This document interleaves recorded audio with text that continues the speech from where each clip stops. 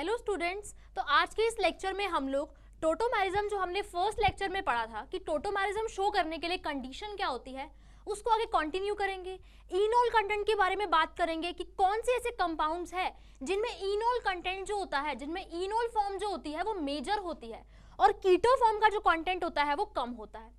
दूसरा हम यहाँ पे बात करेंगे ज्योमेट्रिकल आइसोमेरिज्म के बारे में कि कौन से ऐसे कंपाउंड्स हैं जो ज्योमेट्रिकल आइसोमेरिज्म शो करते हैं। ठीक है, तो सबसे पहले हम लोग आगे टोटोमेरिज्म को कंटिन्यू करते हैं। ठीक है, हमने देखा था कि टोटोमेरिज्म शो करने के लिए एक कंडीशन थी कि अगर हमारा ये कंपाउंड है X Y double bond Z, ठीक है, इसके पास टोटोमेरिज्म शो करने के लिए इस एक्स के पास हाइड्रोजन होनी चाहिए। तो होगा क्या, यहाँ से हाइड्रोजन का ट्रांसफर हो जाएगा जेड पे और ये डबल बॉन्ड एक्स और वाई के बीच में आ जाएगा और ये जो दोनों फॉर्म्स है ये आपस में इक्विलिब्रियम पे एग्जिस्ट करती है और इनके बीच में एक डायनामिक इक्विलिब्रियम होता है। इसी को ही हम लोग टोटोमेरिज्म बोलते हैं। ठीक है, हम लोगों ने देखा था कि कौन से ऐसे कंपाउंड्स हैं जो टोटोमेरिज्म शो कर सकते हैं। इसके एग्जांपल्स देखे थे हम लोगों ने, नाइट्रो कंपाउंड, एल्डिहाइड कीटोन्स। तो कोई भी ऐसी कंपाउंड है जिनमें ये कंडीशन प्रेजेंट है वो टोटोमेरिज्म शो कर सकते हैं। ठीक है, हमने वहाँ पे कुछ ऐसे कंपाउंड्स भी पढ़े थे जिनमें टोटोमेरिज्म पॉसिबल नहीं है। क्यों? क्योंकि बनने वाला जो इनोल जो हमारा कंपाउंड जो इनोल बनता है वो एंटी एरोमेटिक हो गया था और एंटी एरोमेटिक कंपाउंड जो होते हैं वो हाईली अनस्टेबल होते हैं। इस वजह से उनमें जो इनोल कंटेंट होता है वो बिल्कुल जीरो होता है। ठीक है, अब हम देखते हैं कुछ ऐसी फॉर्म्स जिनमें इनोल कंटेंट 100% होता है, कीटो कंटेंट वहां पे बिल्कुल 0% हो जाता है। और ऐसा कब होता है यहाँ पे देखते हैं हम लोग। देखो, जैसे अगर मैं बात करूं इस कंपाउंड की, ठीक है, ये कंपाउंड है मेरा। देखो अब यहाँ पे ये जो कीटो फॉर्म है इसके साथ में ये हाइड्रोजन है। ठीक है, ये हाइड्रोजन ऑक्सीजन में जाएगा, डबल बॉन्ड इधर आ जाएगा। इस कीटो फॉर्म के साथ ये हाइड्रोजन है, इस कीटो फॉर्म के साथ ये हाइड्रोजन है। तो ये जो डबल बॉन्ड है यहाँ पे इस रिंग में आ जाएंगे तीनों डबल बॉन्ड इस तरीके से और यहाँ पे ये तीनों OH ग्रुप्स लग जाएंगे। अब देखो यहाँ पे हमारे पास जब ये कीटो फॉर्म इनोल फॉर्म में कन्वर्ट हुई तो हमारे पास बेंजीन रिंग बन गई, एक एरोमेटिक रिंग बन गई। मतलब कि जब वो इनोल फॉर्म में गया ना तो एक एरोमेटिक रिंग मिल रही है हमें, और जब भी एक एरोमेटिक रिंग बनेगी तो हमेशा क्या होता है, बहुत ही ज्यादा स्टेबल होती है एरोमेटिक रिंग, क्योंकि उसकी एनर्जी बहुत ही कम होती है। तो जब भी कीटो इनोल टोटोमेरिज्म में इनोल फॉर्म में हमें एरोमेटिक रिंग मिले तो उस टाइम पे जो इनोल फॉर्म होती है वो ऑलमोस्ट 100% होती है। इनोल फॉर्म जो है ऑलमोस्ट 100% होती है, वो कीटो फॉर्म में एग्जिस्ट ही नहीं करता। ठीक है, तो हमेशा ध्यान रखना जब भी इनोल बनने के बाद कोई एरोमेटिक रिंग बन जाए। अब एरोमेटिक कब होती है, एंटी एरोमेटिक कब होती है, ये मैं जब अगला टॉपिक आपको कराऊंगी आगे एरोमेटिसिटी में तो आपको वो समझ आ जाएगा कि कब एरोमेटिक रिंग होती है और कब एंटी एरोमेटिक रिंग होती है। ठीक है, तो जब भी आपके पास इनोल में कोई एरोमेटिक रिंग बन जाए तो यानी कि उसमें आपका जो इनोल कंटेंट होगा वो क्या होगा, 100% होगा। तो यानी कि इस केस में ये इस कीटो फॉर्म में तो वो एग्जिस्ट ही नहीं करेगा, वो हमेशा इस इनोल फॉर्म में एग्जिस्ट करेगा। ठीक है, एक तो हमने ये एग्जांपल देखा, ऐसे ही हम लोग एक और एग्जांपल देखते हैं। ठीक है, जैसे सपोज करो ये हमारे पास क्या है, ये हमारे पास एक दूसरा कंपाउंड है। ठीक है, इसकी इनोल फॉर्म क्या होगी, इसकी इनोल फॉर्म ये होगी।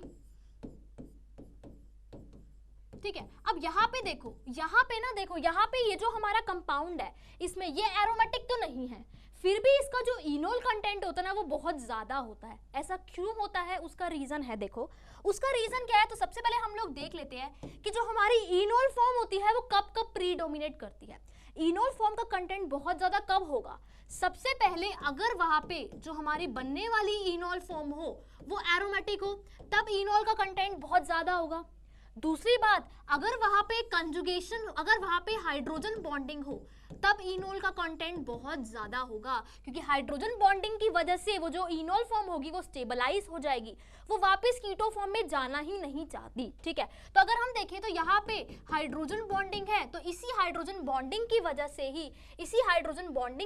ही ये जो हमारी इनोल फॉर्म है वो बहुत ही हाईली स्टेबल है। या फिर अगर मैं एक सिंगल फॉर्म यहाँ पे एक सिंगल कार्बोनिल इनोल फॉर्म में जाए, जैसे कि अगर मैं इसकी बात करूं यहाँ पे, ठीक है, तो यहाँ पे भी क्या होगी, बहुत हाइड्रोजन बॉन्डिंग होगी और इस हाइड्रोजन बॉन्डिंग की वजह से जो इनोल फॉर्म होती है वो हाईली स्टेबल होती है। तो कहीं पे भी आपको एरोमेटिक कंपाउंड दिख जाए या फिर हाइड्रोजन बॉन्डिंग दिख जाए तो वहां पे जो हमारी इनोल फॉर्म होती है वो हाईली स्टेबल होती है। थर्ड पॉइंट यहाँ पे आता है कि अगर आपके पास उस कंपाउंड में कंजुगेशन बहुत ज्यादा हो तो कंजुगेशन हो तो भी इनोल फॉर्म हाईली स्टेबल होती है। अब एग्जांपल देखते हैं हम लोग उसका। देखो पहला एग्जांपल मैं यहाँ पे लेती हूँ। पहला एग्जांपल है, देखो जैसे सपोज इसकी बात करें हम लोग, HC double bond O CH2 C double bond OH, ठीक है। अब इसके केस में देखो, इसके केस में एक ये कार्बोनिल है, एक ये कार्बोनिल है, इसके साथ वाले कार्बन पे हमारे पास हाइड्रोजन है, ठीक है। तो यहाँ पे देखो कौन कौन सी इनोल पॉसिबल फॉर्म्स है, पहले वो बना के देखते हैं, ठीक है। जब ये कीटोन इनोल फॉर्म में जाएगा तो क्या बनेगा, HCOH double bond CH CHO, ठीक है। ऐसे ही अगर अब देखो यहाँ पे ये कीटो फॉर्म इनोल फॉर्म में चला गया, लेकिन इस कार्बन के पास भी क्या प्रेजेंट है, इस कार्बन के पास भी हाइड्रोजन प्रेजेंट है, तो ऐसा भी तो पॉसिबल है कि ये भी चला जाए। तो दूसरी इनोल फॉर्म यहाँ पे क्या पॉसिबल है, HC double bond O HCOH double bond C double bond COH, इस तरीके से ये बन सकता है, ठीक है। मतलब देखो यहाँ पे दो इनोल फॉर्म पॉसिबल है। ये हो सकता है कि एक ही ग्रुप जाए, ऐसे ही हो सकता है कि सिर्फ ये वाला ग्रुप जाता है ये ना जाता, या फिर क्या पॉसिबल है कि दोनों ही ग्रुप चले जाए। अब यहाँ पे हमारे पास कौन सी इनोल फॉर्म जो होगी वो ज्यादा स्टेबल होगी, हमें ये बताना है। तो मैंने क्या बोला कि जितनी कॉन्जुगेशन ज्यादा होगी उतना ही इनोल फॉर्म का कंटेंट क्या होगा, ज्यादा होगा। तो देखो यहाँ पे अगर मैं देखूँ तो इस ऑक्सीजन पे लोन पेयर है, ये लोन पेयर यहाँ शिफ्ट हो सकते हैं, ये पाई बॉन्ड है, सिंगल बॉन्ड है, देन पाई बॉन्ड है, मतलब alternate single bond pi bond, single bond pi bond है। तो मतलब यहाँ पे जो कंजुगेशन की प्रोबेबिलिटी है वो बहुत ज्यादा है। लेकिन अगर इसके केस में देखूं तो यहाँ पे ये दोनों पाई बॉन्ड एक साथ है, ठीक है, और ये जो दोनों होते हैं ना ये सेम प्लेन में नहीं होते, ये आपस में परपेंडिकुलर ग्रुप्स होते हैं, तो इनके केस में कंजुगेशन पॉसिबल नहीं होती। इनको हम अलीन सिस्टम बोलते हैं, आपने शायद पढ़ा भी होगा इनके बारे में। तो ये जो ग्रुप्स होते हैं ना ये आपस में परपेंडिकुलर होते हैं, तो इनके केस में कंजुगेशन पॉसिबल नहीं होती। तो यहाँ पे तो कोई भी कंजुगेशन नहीं है, इसलिए ये वाली जो हमारी इनोल फॉर्म है वो तो एग्जिस्ट ही नहीं करती। लेकिन अगर मैं इस इनोल फॉर्म की बात करूँ तो ये इनोल फॉर्म मेरी हाईली स्टेबल होगी, एक तो कंजुगेशन की वजह से, दूसरा यहाँ पे हाइड्रोजन बॉन्डिंग भी होती है। देखो कैसे, यहाँ पे ये हाइड्रोजन है, ये इस कार्बोनिल के साथ कार्बोनिल ऑक्सीजन के साथ हाइड्रोजन बॉन्डिंग शो करती है। मतलब कि ये जो इनोल कंटेंट है इसमें दो रीजन है इनोल कंटेंट ज्यादा होने के। क्या रीजन है, एक तो हाइड्रोजन बॉन्डिंग इसमें बहुत ज्यादा है, दूसरा इसके केस में कंजुगेशन भी है। तो मैंने बोला कि जब भी किसी भी इनोल में कंजुगेशन दिख जाए, हाइड्रोजन बॉन्डिंग दिख जाए, तो वहां पे इनोल कंटेंट जो होता है वो बहुत ही ज्यादा होता है, ठीक है। तो देखो इनोल कंटेंट यहाँ पे क्या होगा, बहुत ज्यादा होगा। यानी कि जब भी हमें ऐसे डाइकीटो दिखे ना, डाइकीटो दिखे, तो वहां पे इनोल कंटेंट बहुत ज्यादा होता है। क्यों ज्यादा होता है, क्योंकि वहां पे हाइड्रोजन बॉन्डिंग की वजह से और कंजुगेशन की वजह से। लेकिन वहां पे ना हमें देखना पड़ेगा, क्या देखना पड़ेगा, कि वहां पे कौन सी इनोल फॉर्म ज्यादा स्टेबल होगी, उसी पे जनरली क्वेश्चंस पूछे जाते हैं, ठीक है। तो देखो अगर मैं यहाँ पे ये कंपाउंड बनाऊं, suppose CH3 C double bond O CH2 C double bond O CH3, वो हमसे पूछे कि बताओ इसकी कौन सी इनोल फॉर्म ज्यादा होगी, कौन सी इनोल फॉर्म सबसे स्टेबल होगी, तो इसकी सारी इनोल फॉर्म बना के देख लो। पहली पॉसिबिलिटी की ये कार्बोनिल जो है ना वो यहाँ पे भी इनोल फॉर्म कर सकता है और यहाँ पे भी, तो दोनों जगह कर सकता है, ठीक है। तो सारे बना के देख लेते हैं। पहली क्या बनेगी, CH2 डबल बॉन्ड COH, अगर वो यहाँ से शो करेगा तो CH2 COH double bond CH2, एक ये बन सकती है, ठीक है। दूसरी इनोल फॉर्म क्या बन सकती है यहाँ पे, CH3 COH double bond CH C double bond O CH3। अगर सिर्फ ये वाला ग्रुप यहाँ से दिखाए या फिर ये वाला ग्रुप यहाँ से दिखाए तो ये बनेगी। तीसरी इनोल फॉर्म यहाँ पे क्या बन सकती है कि यहाँ पे ये दोनों ही दिखाए और इसी के थ्रू दिखाए, तो यहाँ पे वही हमारा जो अलीन सिस्टम था उसकी फॉर्मेशन हो जाएगी, एक ये इनोल फॉर्म बन सकती है, ठीक है। तो यहाँ पे ये तीनों ही हमारे पास इनोल फॉर्म्स पॉसिबल है, ठीक है। या फिर क्या पॉसिबिलिटी होती है कि सिर्फ एक ही दिखाता है इनमें से, ये वाला, ये C double bond O as it is रहता।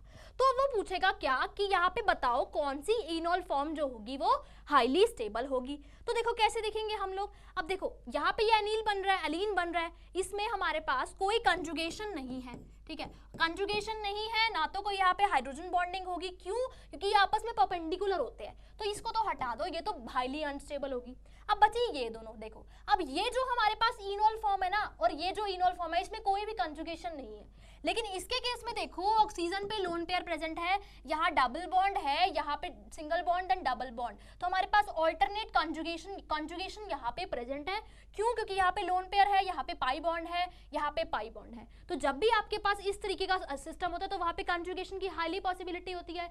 ये पाई इलेक्ट्रॉन्स, ये जो लोन पेयर होंगे वो यहाँ जाएंगे, पाई बॉन्ड यहाँ शिफ्ट होएगा, ये इलेक्ट्रॉन्स यहाँ जाएंगे, मतलब कंजुगेशन की बहुत ही ज्यादा प्रोबेबिलिटी है इसमें, ठीक है। और दूसरा, इसके केस में हाइड्रोजन बॉन्डिंग भी है, इसके केस में हाइड्रोजन बॉन्डिंग भी है, तो इस वजह से ये जो हमारी सेकंड वाली इनोल फॉर्म होगी ये हाईली स्टेबल इनोल फॉर्म होगी। और इसके केस में जो इनोल कंटेंट होगा वो मैक्सिमम होगा, मैक्सिमम इनोल कंटेंट इसी फॉर्म की वजह से होगा, क्योंकि इसमें कंजुगेशन भी है और इसमें हाइड्रोजन बॉन्डिंग भी है, ठीक है। तो इसके केस में जो हमारी कंजुगेशन और हाइड्रोजन बॉन्डिंग की वजह से ये जो इनोल फॉर्म है वो हाईली स्टेबल होगी, ठीक है। अब हम बात करते हैं कि अगर हमें कंपेयर करना हो कि बताओ इनमें से किसके अंदर इनोल कंटेंट बहुत ज्यादा होगा, इससे इस बार ये क्वेश्चन भी पूछा गया था 2019 में जेईई मेंस में, ठीक है। वो कैसे कंपेयर करेंगे? देखो एक चीज याद रखना, देखो अगर हमने क्या बोला कि अगर कंजुगेशन बढ़ रही है, अगर कंजुगेशन बढ़ रही है तो हमारी इनोल फॉर्म का कंटेंट इंक्रीज हो रहा है, ठीक है। अब आप सभी ने पढ़ा होगा जितने भी हमारे इलेक्ट्रॉन विड्रॉइंग ग्रुप होते हैं वो तो कंजुगेशन को इंक्रीज करते हैं, ठीक है, वो तो कंजुगेशन को इंक्रीज करते हैं। वो मैं आगे पढ़ाऊंगी जब आपको मेसोमेरिक इफेक्ट या फिर रेजोनेंस इफेक्ट के बारे में, तब आपको समझ आ जाएगा कि क्यों कंजुगेशन को वो इंक्रीज कर रहे हैं। और जितने भी हमारे इलेक्ट्रॉन रिलीजिंग ग्रुप होते हैं वो कंजुगेशन को डिक्रीज करते हैं, ठीक है, वो कंजुगेशन को डिक्रीज करते हैं। तो अगर यहाँ पे जो मैंने डाईकीटोन्स लिए, अगर मैं उनकी बात करूँ और उनमें क्वेश्चंस पूछे जाए कि बताओ इनमें से इनोल कंटेंट किस में ज़्यादा होगा, तो वो हम लोग कैसे बताएंगे? देखो वो हम लोग कैसे बताएंगे, सपोज हमें बोल दे कि एक हमारे पास ये कंपाउंड है CH3 C double bond O C double bond O CH3, ऐसा एक क्वेश्चन इस बार जेईई मेंस में पूछा गया था। दूसरा हमारे पास ये कंपाउंड है CH3 C double bond O CH2 C double bond O OC2H5, ठीक है। तीसरा हमारे पास ये कंपाउंड है CH3 C double bond O CH2 C double bond O H, ठीक है। फोर्थ हमारे पास वो बोल दे कि ये कंपाउंड है suppose CH3 C double bond O CH2 C double bond O NH2। तो मैंने क्या बोला कि जितने भी हमारे इलेक्ट्रॉन रिलीजिंग ग्रुप्स है, ठीक है, जितने भी हमारे, सपोज कर लो यहाँ पे C6H5 लगा हुआ है, यहाँ पे लगा हुआ है आपका C6H5, तो जितने भी हमारे इलेक्ट्रॉन रिलीजिंग ग्रुप्स है वो क्या करते हैं, कॉन्जुगेशन को डिक्रीज करते हैं। कॉन्जुगेशन डिक्रीज होगी तो मतलब इनोल कंटेंट क्या होगा, डिक्रीज होगा। लेकिन जितने भी हमारे इलेक्ट्रॉन विड्रॉइंग ग्रुप है वो क्या करते हैं, कॉन्जुगेशन को इंक्रीज करते हैं, मतलब वहां पे इनोल कंटेंट इंक्रीज होगा। अब इस क्वेश्चन में वो क्या पूछ रहा है कि बताओ कि मैक्सिमम इनोल कंटेंट किसमें होगा, ठीक है। अब देखो इसके केस में हमारे पास यहाँ पे इनोल एक ही साइड से बनेगा, और कैसे बनेगा वो आप लोग देख ही चुके हैं, ठीक है। अब देखो यहाँ पे हमारे पास दो CH3 ग्रुप लगे हैं, दोनों प्लस आई लगा रहे हैं, ठीक है। यहाँ पे हमारे पास ऑक्सीजन पे लोन पेयर है तो ये हाईली इलेक्ट्रॉन डोनेटिंग है, ये बहुत ही ज़्यादा इलेक्ट्रॉन डोनेटिंग है, और इसके इतनी ज़्यादा इलेक्ट्रॉन डोनेटिंग होने की वजह से क्या होगा, इसका जो इनोल कंटेंट है वो क्या होगा, बहुत ही कम होगा। क्यों कम होगा? क्योंकि मैंने क्या बोला, जितने इलेक्ट्रॉन डोनेटिंग होंगे वो उतना कंजुगेशन को क्या करेंगे, डिक्रीज करेंगे, ठीक है। अब कंजुगेशन जब होती है तो उससे क्या होता है, चार्ज जो है हमारा, चार्ज क्या होता है, डिस्पर्स हो जाता है। जितनी चार्ज डिस्पर्सल होती है उतनी स्टेबिलिटी बढ़ जाती है, हमेशा याद रखना। अगर चार्ज कहीं पे भी खड़ा हुआ है ना तो वो चार्ज क्या करेगा, सिस्टम को डिस्टेबलाइज करेगा, ठीक है। और अगर मैं इसकी बात करूं यहाँ पे, तो ये नाइट्रोजन भी हाईली इलेक्ट्रॉन डोनेटिंग है, इवन ये इससे भी ज्यादा इलेक्ट्रॉन डोनेटिंग है, तो ये भी क्या करेगा, इनोल कंटेंट को डिक्रीज करेगा, ठीक है। यहाँ पे हमारे पास देखो दो इलेक्ट्रॉन रिलीजिंग ग्रुप लगे हैं, लेकिन ये प्लस आई से दे रहे हैं, तो इन दोनों के कंपैरिजन में तो कम इलेक्ट्रॉन डेंसिटी देंगे। लेकिन अगर मैं यहाँ पे बात करूँ तो ये C6H5 जो है ना, ये एक इलेक्ट्रॉन विड्रॉइंग ग्रुप है, ये एक इलेक्ट्रॉन विड्रॉइंग ग्रुप है। ये इलेक्ट्रॉन डेंसिटी को अपनी तरफ खींचेगा, और खींचेगा तो यानी कि ये क्या करेगा, कंजुगेशन को बढ़ाएगा, और कंजुगेशन को बढ़ाएगा मतलब कि इसके केस में जो इनोल कंटेंट होगा वो क्या होगा, वो मैक्सिमम होगा, वो मैक्सिमम होगा, ठीक है। तो इसके केस में जो इनोल कंटेंट होगा वो मैक्सिमम होगा। क्यों मैक्सिमम होगा? क्योंकि यहाँ पे एक इलेक्ट्रॉन विड्रॉइंग ग्रुप लगा है। तो कभी भी आपके पास ऐसे क्वेश्चन आ जाए, ऐसा क्वेश्चन इस बार एक पूछा गया था 2019 में, तो कभी भी आपके पास ऐसे क्वेश्चंस आ जाए जहाँ पे आपको ग्रुप्स लगे हो डिफरेंट ऐसे डाई कीटोन्स के केस में और आपको बताना हो कि बताओ इनोल कंटेंट किस में होगा, तो वो आप लोग बता सकते हैं। ठीक है। तो जब भी आपको बताना हो कि इनोल कंटेंट किस में ज्यादा होगा, तो सबसे पहले देख लेना कि कहीं पे एरोमेटिक रिंग तो नहीं बन रही। अगर कहीं पे एरोमेटिक रिंग बन रही है ना, तो वहां पे इनोल कंटेंट हाईली बहुत ही ज्यादा होगा और 100% तक इनोल कंटेंट होता है वहां पे। सेकेंडली वहां पे देखना कि वहां पे हाइड्रोजन बॉन्डिंग तो पॉसिबल नहीं है। अगर हाइड्रोजन बॉन्डिंग पॉसिबल है तो भी इनोल कंटेंट अप्रॉक्सीमेटली 98% होता है। ठीक है। और अगर हाइड्रोजन बॉन्डिंग के साथ कंजुगेशन भी है तो और भी ज्यादा इनोल कंटेंट होता है। ठीक है। नेक्स्ट यहाँ पे अगर आपको चेक करना है कि यहाँ पे इलेक्ट्रॉन रिलीजिंग ग्रुप या फिर इलेक्ट्रॉन विड्रॉइंग ग्रुप। अगर इलेक्ट्रॉन रिलीजिंग ग्रुप है तो इनोल कंटेंट डिक्रीज हो जाएगा और वो जितने ज्यादा इलेक्ट्रॉन रिलीजिंग होगा, जैसे अगर मैं NH2 की बात करूं तो वो एक बेटर इलेक्ट्रॉन डोनर होता है OC2H5 ग्रुप से। तो NH2 के केस में जो इनोल कंटेंट होगा ना, वो OC2H5 के केस में जो मैंने यहाँ पे बताया उससे भी कम होगा। ठीक है। तो इस तरीके से हम लोग देख के बता सकते हैं कि कब हमारा इनोल कंटेंट ज्यादा होगा और कब इनोल कंटेंट कम होगा। अब एक और इफेक्ट यहाँ पे छोटा सा बचता है। क्या इफेक्ट है वो है सॉल्वेंट का इफेक्ट। तो याद रखना, जब भी हम लोग पोलर प्रोटिक या फिर पोलर अप्रोटिक सॉल्वेंट लेंगे, पोलर प्रोटिक सॉल्वेंट लेंगे, सपोज हमने कौन सा सॉल्वेंट लिया, वाटर लिया, मीथेनॉल लिया। ठीक है। तो जब भी हम लोग पोलर प्रोटिक सॉल्वेंट लेंगे ना, तो ये जो पोलर प्रोटिक सॉल्वेंट है ये क्या करेंगे, हमेशा इनोल कंटेंट को डिक्रीज करेंगे, इनोल कंटेंट को डिक्रीज करेंगे। लेकिन जब भी हम लोग अपोलर सॉल्वेंट्स लेंगे या फिर पोलर अप्रोटिक सॉल्वेंट्स लेंगे तो ये इनोल कंटेंट को इंक्रीज करेंगे। क्यों? क्योंकि देखो ये जो हमारे पोलर प्रोटिक सॉल्वेंट्स होते हैं ना, ये क्या करते हैं, इनोल के साथ ही हाइड्रोजन बॉन्डिंग कर लेते हैं, इनोल के साथ ही हाइड्रोजन बॉन्डिंग कर लेते हैं। इस वजह से ये जो इसका जो इनोल कंटेंट होता है वो क्या, जो हमारे कीटो फॉर्म है उसके साथ हाइड्रोजन बॉन्डिंग कर लेते हैं। इस वजह से जो इनोल कंटेंट है वो क्या हो जाता है, डिक्रीज हो जाता है। तो अगर वो आपसे बोल दे कि आपने पोलर प्रोटिक सॉल्वेंट लिया तो बताओ इससे इनोल कंटेंट पे क्या इफेक्ट आएगा, तो आपको पता होना चाहिए कि अगर हम पोलर प्रोटिक सॉल्वेंट्स ले रहे हैं तो वहां पे इनोल कंटेंट डिक्रीज हो जाएगा। ठीक है। तो यहाँ पे मैंने जो हमारे यहाँ पे जो इनोल मतलब टोटोमेरिज्म से रिलेटेड जो डिफरेंट क्वेश्चंस थे उनके बारे में डिस्कस किया। अगर आपको और डिटेल में पढ़ना है तो यूट्यूब पे मेरी इसकी वीडियोस डली हुई है, वहाँ पे और डिटेल में मैंने इनको समझाया है, तो आप वो भी रेफर कर सकते हैं। नेक्स्ट हम लोग पढ़ते हैं यहाँ पे ज्योमेट्रिकल आइसोमेरिज्म के बारे में। ठीक है। अब ज्योमेट्रिकल आइसोमेरिज्म पे ना बहुत बेसिक से क्वेश्चन पूछे जाते हैं कि बताओ ये ज्योमेट्रिकल आइसोमेरिज्म शो करेगा या नहीं करेगा, ऐसे बिल्कुल बेसिक से क्वेश्चन पूछे जाते हैं। तो वही मैं यहाँ पे डिस्कस करने वाली हूँ। बहुत बेसिक सी बातें पूछी जाती है। अगर आपको डिटेल में पढ़ना है तो आप लोग यूट्यूब से पढ़ सकते हैं, वहाँ पे मैंने डिटेल में कुछ लेक्चर्स डाले हुए हैं। बाकी इजेड नॉमेनक्लेचर जो है वो जेईई मेंस के सिलेबस में नहीं है, तो वो आप लोगों को नहीं करना है। ठीक है।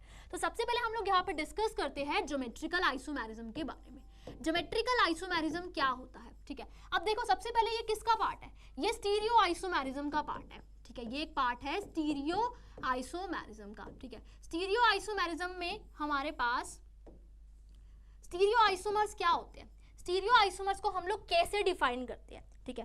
कोई भी ऐसे दो कंपाउंड्स जिनका मॉलिक्यूलर फॉर्मूला तो सेम है लेकिन वो डिफर कर रहे हैं किस एस्पेक्ट में, कि उनके जो एटम्स है ना उनकी स्पेस में पोजीशन कैसे डिफर कर रही है। क्या मतलब है इसका? देखो अगर मैं इस कंपाउंड की बात करूं, इस कंपाउंड की बात करूं, ठीक है, तो यहाँ पे देखो इस कार्बन की हाइब्रिडाइजेशन sp2 है। ठीक है। अब यहाँ पे अगर मैं देखूं तो ये प्लेनर होगा कंपाउंड, तो एक CH3 ऊपर की तरफ है और दूसरा CH3 इसके ऑपोजिट है।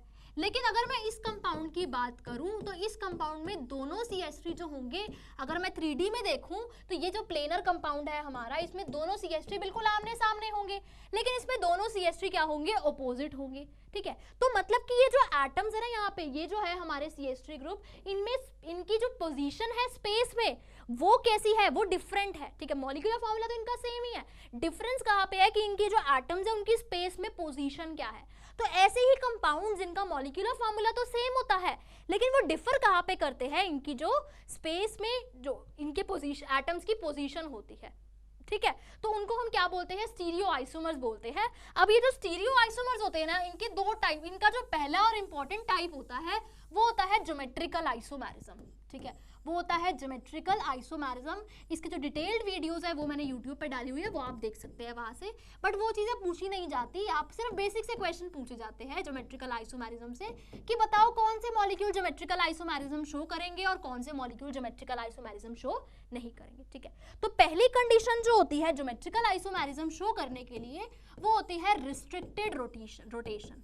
ठीक है, कि उस कंपाउंड में रिस्ट्रिक्टेड रोटेशन हो, वो कंपाउंड रोटेट ना कर सके। ठीक है, तभी तो उनकी पोजीशन फिक्स होगी। क्या मतलब है इसका, देखो अगर यहाँ पे C सिंगल बॉन्ड C है, यहाँ पे मैं 2 ग्रुप्स लगा रही हूँ, तो ये जो C सिंगल बॉन्ड C है ना, इसकी जो एनर्जी रोटेशन होती है वो बहुत ही कम होती है। इवन अगर मैं रूम टेम्परेचर में बात करूँ तो ये 1 सेकंड में बहुत large number of rotation show कर सकता है। मतलब यहाँ पे कोई रिस्ट्रिक्शन नहीं है, ये बॉन्ड रोटेट करता ही रहेगा, करता ही रहेगा और करता ही रहेगा। ठीक है, तो इस केसेस में तो कोई ज्योमेट्रिकल आइसोमेरिज्म नहीं होगा। पहली कंडीशन क्या है कि उसमें क्या होनी चाहिए, रिस्ट्रिक्टेड रोटेशन होनी चाहिए। अगर मैं बात करूं डबल बॉन्ड की, ठीक है, तो यहाँ पे ये जो पाई बॉन्ड होता है ना, ये पाई बॉन्ड यहाँ पे इस बॉन्ड मतलब ये जो हमारा CC बॉन्ड है, इनके बीच में रिस्ट्रिक्टेड रोटेशन हो जाती है। क्यों? क्योंकि देखो पाई बॉन्ड कैसे बनता है, यहाँ पे ये हमारा सिंगल बॉन्ड है, ठीक है, तो यहाँ पे हमारे p ऑर्बिटल्स होंगे, इन p ऑर्बिटल्स के बीच में पाई बॉन्ड बन रहा होगा। अगर मैं घुमाने की कोशिश करूंगी तो ये जो p ऑर्बिटल्स है वो टिल्ट हो जाएंगे, और p ऑर्बिटल जब टिल्ट हो जाएंगे तो ये पाई बॉन्ड तो टूट जाएगा ना। अब हमें बॉन्ड तो तोड़ना नहीं है। ठीक है, मतलब कि कैसे, देखो यहाँ पे ये जो हमारा कार्बन कार्बन है, इनके बीच में पाई बॉन्ड कैसे बनता है, इनकी साइड वाइज ओवरलैपिंग से।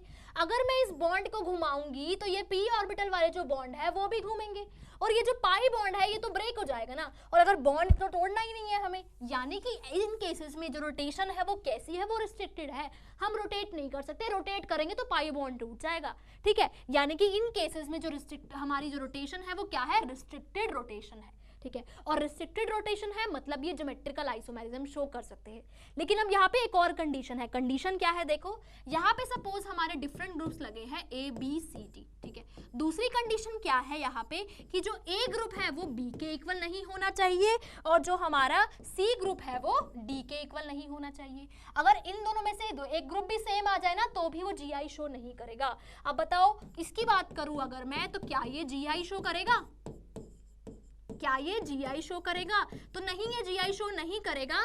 क्यों? क्योंकि यहाँ पे ये दोनों ग्रुप सेम है। मैंने क्या बोला कि ये दोनों ग्रुप डिफरेंट होने चाहिए तभी वो GI शो करेगा। ठीक है, तो हमने 2 कंडीशंस यहाँ पे देखी। पहली कंडीशन की रिस्ट्रिक्टेड रोटेशन होनी चाहिए, दूसरी कंडीशन की ये दोनों ग्रुप्स जो है सेम कार्बन एटम पे ये सेम नहीं होने चाहिए। ठीक है, अब तीसरी कंडीशन अगर मैं देखूं तो एक सिंपल सी कंडीशन है कि यहाँ पे जो एरियल डिस्टेंस है, मतलब जो C और A के बीच का डिस्टेंस है और जो यहाँ पे C और B के बीच का डिस्टेंस है, ये डिस्टेंस सेम नहीं होना चाहिए। ऑब्वियसली जब यहाँ पे अगर ये C double bond C group है, यहाँ पे 2 ग्रुप्स लगे हैं, तो ऑब्वियस है कि इन दोनों के बीच का डिस्टेंस और इन दोनों के बीच का डिस्टेंस ये सेम थोड़ी ना होगा। ठीक है, यही यहाँ पे वो कंडीशन बोल रहा है कि जो इनके बीच का एरियल डिस्टेंस है, जो एरियल डिस्टेंस है वो सेम नहीं होना चाहिए। एरियल डिस्टेंस सेम नहीं होना चाहिए।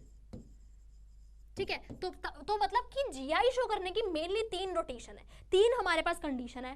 पहला रेस्ट्रिक्टेड रोटेशन, दूसरा यहाँ पे क्या कि हमारे पास ये जो ग्रुप्स है, ये ग्रुप्स कैसे होने चाहिए, डिफरेंट होने चाहिए। ठीक है, तो सबसे पहले अगर मैं बात करूँ एल्कीन्स की, तो एल्कीन्स के केस में ज्योमेट्रिकल आइसोमेरिज्म पॉसिबल होता है।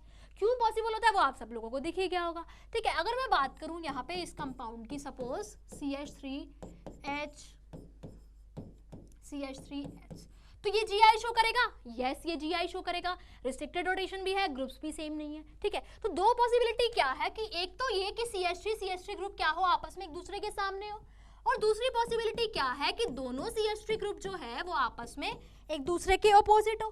ठीक है, ये दोनों क्या हो गए, आपस में एक दूसरे के ज्योमेट्रिकल आइसोमर्स हो गए। जब 2 ग्रुप सामने होते हैं तो उनको हम बोलते हैं सिस आइसोमर, और जब 2 ग्रुप अपोजिट होते हैं तो उनको हम क्या बोलते हैं, ट्रांस आइसोमर बोलते हैं। ठीक है, तो यानी कि इनके केसेस में GI पॉसिबल होता है। ऐसा भी हो सकता है कि यहाँ पे CH3 ग्रुप ना हो के कोई दूसरा ग्रुप हो, तो भी हम लोग सिस ट्रांस डिफाइन कर सकते हैं। तो पेपर में वो आपको मेंस में बहुत सिंपल से क्वेश्चन बोलता है कि बताओ कि इसमें GI होगा या नहीं होगा। अब थोड़े और एग्जांपल देखते हैं कि और कौन से केसेस में GI पॉसिबल है। ठीक है, एक आपने पढ़े होंगे ऑर्गेनिक में ऑक्साइम्स, जो ऑक्साइम्स होते हैं ना उनके केसेस में भी GI पॉसिबल होता है। अब ऑक्साइम्स क्या होते हैं, देखो अगर मैं बात करूं इसकी, तो ये एक एल्डोक्साइम है, C डबल बॉन्ड N, यहाँ पे लोन पेयर होता है और यहाँ पे OH होता है, ठीक है। तो यहाँ पे ये जो हमारे कंपाउंड है देखो रेस्ट्रिक्टेड रोटेशन है, इस पे भी 2 डिफरेंट ग्रुप है, इस पे भी 2 डिफरेंट ग्रुप है, यानी कि ये भी GI शो करेंगे। एक में क्या होगा, OH के सामने H होगा और एक में OH के सामने CH3 होगा। जिसमें OH के सामने H है उसको तो हम बोलते हैं सिन, लेकिन अगर दूसरा है यहाँ पे जिसमें हमारे पास OH के सामने CH3 है तो उसको हम क्या बोलते हैं, उनको हम एंटी बोलते हैं, उनको हम लोग क्या बोलते हैं, एंटी एल्डोक्साइंस। ये कंपाउंड आपने ऑर्गेनिक में पढ़े होंगे, ठीक है। अब नेक्स्ट यहाँ पे ऑक्साइंस के केस में भी जो ज्योमेट्रिकल आइसोमेरिज्म होता है वो पॉसिबल होता है, ठीक है। अब हमने सिस ट्रांस कब डिफाइन किया, जब यहाँ पे हमारे ये ग्रुप्स जो है, 2 ग्रुप जो है वो डिफरेंट, अब यहाँ पे एक और ग्रुप होता तो भी हम लोग सिस ट्रांस डिफाइन कर सकते थे। लेकिन अगर यहाँ पे चारों ही ग्रुप डिफरेंट हो जाए, इस तरीके से चारों ही ग्रुप डिफरेंट हो जाए, यहाँ पे C2H5 होता सपोज, यहाँ पे Cl होता, यहाँ पे Br होता, यहाँ पे I होता, तो अब हम लोग सिस ट्रांस डिफाइन नहीं करते, तब हम एक नए तरीके का नॉमेनक्लेचर डिफाइन करते हैं, EZ नॉमेनक्लेचर। वो हम लोग यहाँ पे डिस्कस नहीं करेंगे क्योंकि आपके जेईई मेंस के सिलेबस में वो नहीं है, बट फिर भी आपको पढ़ना चाहते हो तो आप यूट्यूब पे जो वीडियोस हैं उनसे रेफर कर सकते हो, ठीक है। अब नेक्स्ट मैंने बताया कि GI इनके केस में पॉसिबल है। नेक्स्ट केस देखते हैं कि GI और किस केस में पॉसिबल है। तो अगर मैं बात करूं यहाँ पे साइक्लोएल्कीन्स की, अगर मैं बात करूं साइक्लोएल्केन्स की, तो क्या उनके केस में ज्योमेट्रिकल आइसोमेरिज्म पॉसिबल है, तो देख लेते हैं। देखो अगर मैं बात कर रही हूँ सपोज यहाँ पे साइक्लोहेक्सेन की एक रिंग है, ठीक है, यहाँ पे 2 सब्स्टिट्यूएंट लगे हैं इस तरीके से, ठीक है, यहाँ पे ये H है, ये CH3 है, तो बताओ क्या इनके केसेस में GI पॉसिबल है। सबसे पहली बात रेस्ट्रिक्टेड रोटेशन, ठीक है, तो रेस्ट्रिक्टेड रोटेशन है यहाँ पे, है यहाँ पे इस बॉन्ड को हम रोटेट थोड़ी कर सकते हैं, बॉन्ड रोटेट करेंगे तो रिंग ही टूट जाएगी ना, तो इसलिए यहाँ पे रेस्ट्रिक्टेड रोटेशन तो है, ठीक है, रेस्ट्रिक्टेड रोटेशन है। दूसरा देखो 2 ग्रुप्स भी डिफरेंट है, इस पे दोनों ग्रुप डिफरेंट है, इस पे दोनों ग्रुप डिफरेंट है। अगर यहाँ पे H आ जाता ना तो GI ना होता, क्यों ना होता, क्योंकि देखो यहाँ पे दोनों ग्रुप सेम हो जाते हैं, फिर ज्योमेट्रिकल आइसोमेरिज्म वो किसके रिस्पेक्ट पे दिखाता, तो यहाँ पे हमारे पास ज्योमेट्रिकल आइसोमेरिज्म पॉसिबल होगा। तो जब भी मैं साइक्लोएल्केन्स की बात कर रही हूँ तो उनके केसेस में ज्योमेट्रिकल आइसोमेरिज्म पॉसिबल होता है। कोई भी साइक्लोएल्केन है, हमारा साइक्लोपेंटेन है, बस यहाँ पे 2 ग्रुप्स जो है हमारे डिफरेंट होने चाहिए, ठीक है। ये ग्रुप सेम भी हो सकते हैं, हो सकता है 1-2 पे भी हो सकता है, 1-3 पे भी वो शो करेगा। ऐसे ही अगर मैं 1-4 पे करूँ तो भी वो ज्योमेट्रिकल आइसोमेरिज्म शो करेगा। अगर मैं बात करूं इस कंपाउंड की, सपोज ये क्या है, यहाँ पे CH3H, यहाँ पे है C2H5H, अब भी ये ज्योमेट्रिकल आइसोमेरिज्म शो करेगा, ठीक है। तो ये हमने बात करी साइक्लोएल्केन्स के बारे में।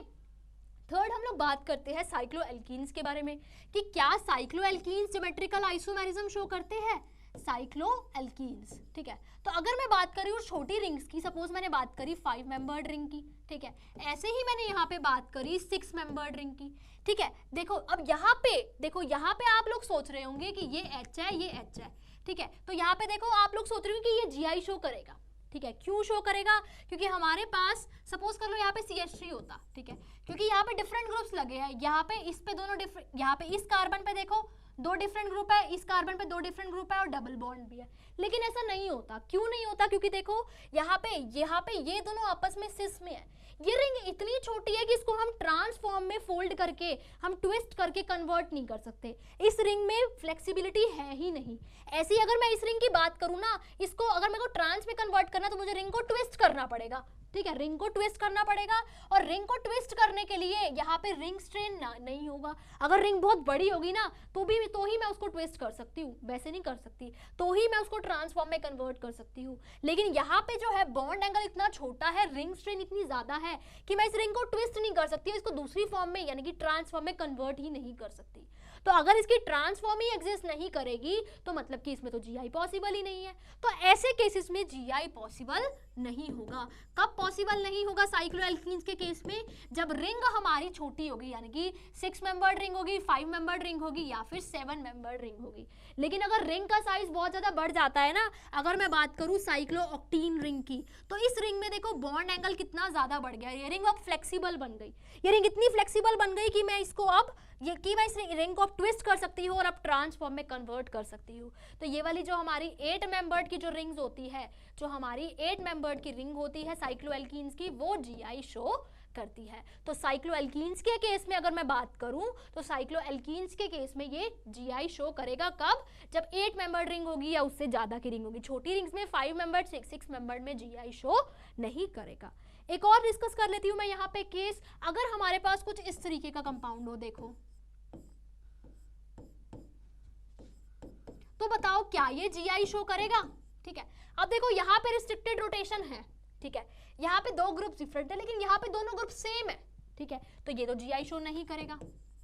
लेकिन अगर मैं इसी सेम कंपाउंड में यहाँ पे CH3 लगा दूं, यहाँ पे मैं CH3 लगा दूं, तो अब ये GI शो करेगा। क्यों? क्योंकि यहाँ पे इस डबल बॉन्ड के यहाँ पे देखो दो डिफरेंट ग्रुप्स आ गए, यहाँ पे भी डिफरेंट ग्रुप्स आ गए, रिस्ट्रिक्टेड रोटेशन है, तो ये कंपाउंड GI शो करेगा। ऐसे कंपाउंड जो है वो GI शो करते हैं, ठीक है। एक और एग्जाम्पल देखते हैं, थोड़ा अच्छा एग्जाम्पल। क्या एग्जाम्पल है? देखो ये है सपोज हमारे पास एग्जाम्पल, वो पूछ रहा है कि बताओ इस कंपाउंड में जीआई होगा या फिर नहीं होगा।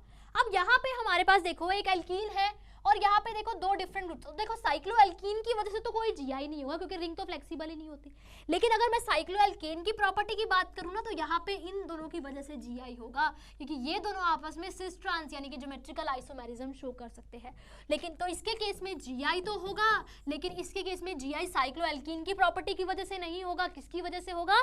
साइक्लोएल्केन की प्रॉपर्टी की वजह से होगा। तो यहाँ पे हमारे पास ज्योमेट्रिकल आइसोमेरिज्म में कुछ सिंपल से क्वेश्चन जेईई मेंस में पूछे जाते हैं। वो आपको कुछ कंपाउंड्स के नाम दे देगा, बोलेगा बताओ कि जीआई शो होगा या नहीं होगा। तो यहाँ पे जो डिफरेंट कंपाउंड्स है जो पूछे जा सकते हैं उनके बारे में मैंने डिस्कस किया है। अगर आप ज्योमेट्रिकल आइसोमेरिज्म के बारे में थोड़ा डिटेल में पढ़ना चाहते हैं तो आप यूट्यूब पे जो वीडियो है उनसे पढ़ सकते हैं। तो यहाँ पे मैंने ज्योमेट्रिकल आइसोमेरिज्म के बारे में कवर अप किया और टोटोमेरिज्म के बारे में कवर अप किया। तो अगर आपको ये वीडियो पसंद आई हो तो प्लीज इस वीडियो को लाइक करें और हमारे डाउटनेट ऐप पे जो क्रैश कोर्स है उनकी वीडियोस को जरूर देखें। Thank you very much.